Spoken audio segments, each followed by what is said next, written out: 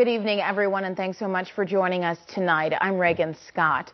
Well, Governor Palin is back at her home in Wasilla for the first time since being named a vice presidential candidate.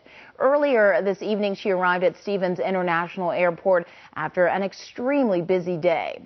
She spoke as governor to her son and 4,000 other Alaskan troops getting ready to deploy to Iraq, but not before she sat down for her first national TV interview as the vice presidential candidate. We have live team coverage starting with CBS 11's Matthew Simon, who is standing by in the studio tonight. Matthew. And good evening, Reagan. The governor arrived back here in Anchorage about 5:45 tonight, but it was not the sort of fanfare we saw in Fairbanks. Noah got to give her flowers, and he said good job, and he gave her the thumbs up. Little Noah and his mom were some of the lucky handful who welcomed vice presidential candidate Governor Sarah Palin to Anchorage. Noah even wore his McCain-Palin.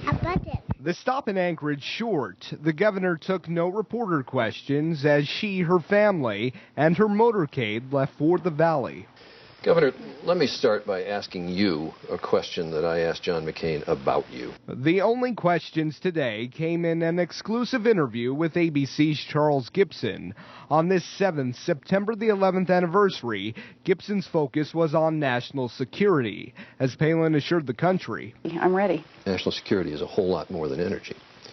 It is, but I want you to not lose sight of the fact that energy is a foundation of national security. Have you ever met a foreign head of state? I have not, and I think if you go back in history and if you ask that question of many vice presidents, they may have the same answer that I just gave you. The governor also came out as a staunch Israel defender, as well as commenting on the recent Russian-Georgian conflict. And we've got to keep an eye on Russia. For Russia to have exerted such pressure in terms of invading a smaller democratic country, unprovoked. From some of the first snippets into how Governor Palin would handle international issues, to balancing her role as governor, while it is clear Palin may now be home, the eyes of the world are still following her every move.